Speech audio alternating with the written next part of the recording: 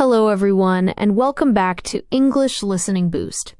I'm your host Sarah, and today we're diving deep into one of the most anticipated games on the horizon, Monster Hunter Wilds. Since its reveal, the hype train has been running at full speed, and we've gotten glimpses of what promises to be a significant evolution for the beloved franchise. So grab your whetstones and potions as we break down what Monster Hunter Wilds is all about, explore its potential highs and lows, and discuss other key details you'll want to know. First off, for anyone new to the series, what exactly is Monster Hunter? At its core, it's an action RPG where you play as a hunter. Your main job?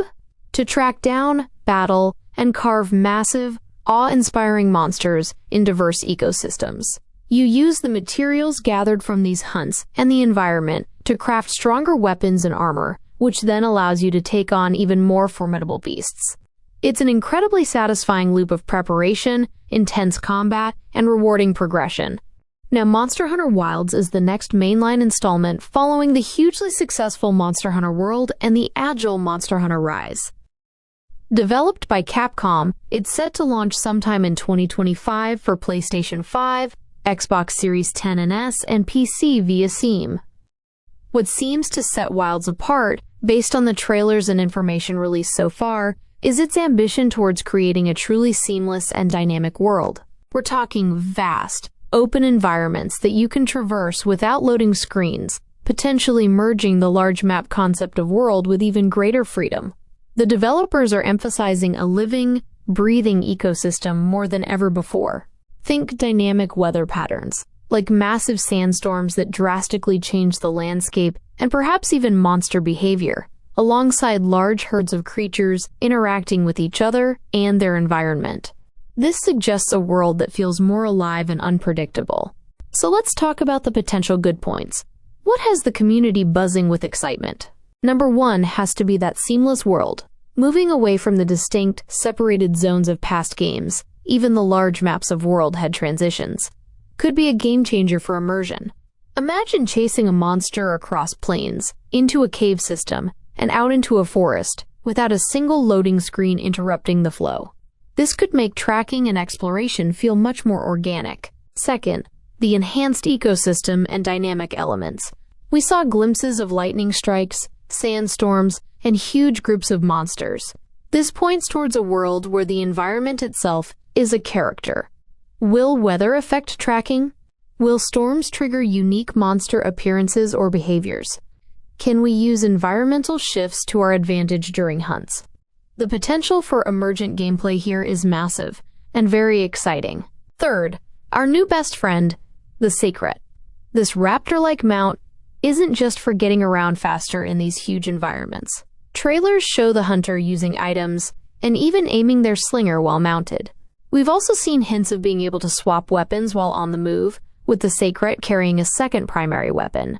This could add incredible flexibility to how we approach hunts and traversal. Fourth, the graphical fidelity. Built on Capcom's powerful RE engine, the visuals shown so far look stunning, with detailed environments and expressive monster animations.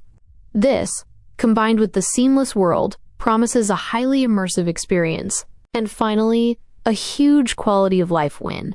Crossplay has been confirmed between PS5, Xbox Series X, and Steam right from launch. This is fantastic news for the community, allowing friends to hunt together regardless of their chosen platform. Of course, with great ambition comes potential challenges. Let's touch upon some potential bad points or concerns that players might have. The biggest one is often performance. Seamless open worlds with dynamic weather and potentially dozens of creatures on screen can be incredibly demanding.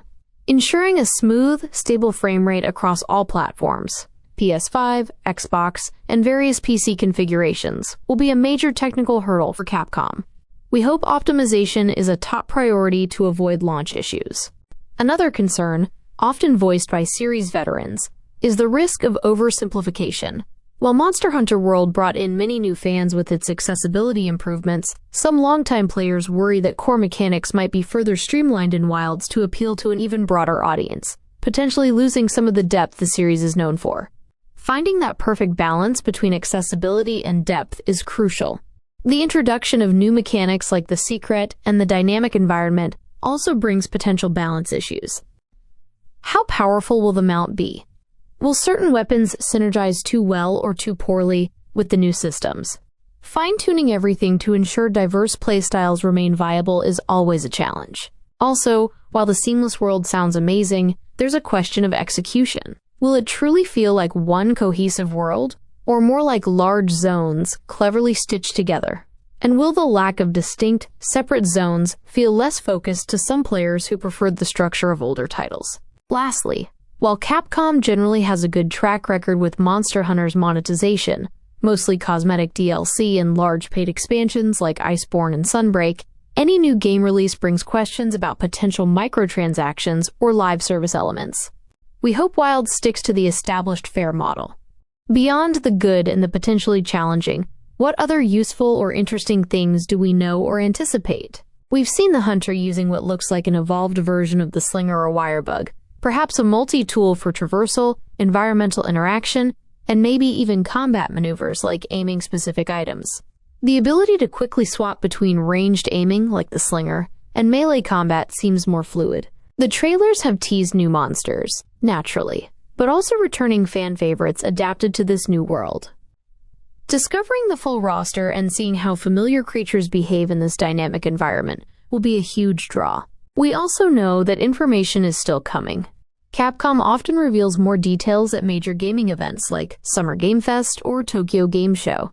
We're eagerly awaiting more gameplay deep dives, weapon showcases, and reveals of the new flagship monsters. Comparing it to previous titles, Wilds seems to be taking the large-scale immersion of world and pushing it further with seamlessness and dynamic elements, while possibly incorporating some of the fluidity hinted at by Rise's mobility, albeit in a different form with the Secret. So, to wrap things up, Monster Hunter Wilds looks incredibly ambitious. It aims to evolve the core formula by focusing on a seamless, dynamic, and immersive world powered by the RE engine. The potential is huge, with exciting features like the Secret Mount, environmental interactions, and confirmed cross-play raising expectations sky high. However, there are valid points to keep an eye on, particularly regarding performance optimization and balancing the classic Monster Hunter depth with new, potentially more accessible mechanics. Ultimately, Monster Hunter Wilds is shaping up to be a monumental release for 2025. The emphasis on a living ecosystem and seamless exploration could redefine what we expect from the series. We'll be keeping a close eye on further announcements and gameplay reveals. What are your thoughts on Monster Hunter Wilds?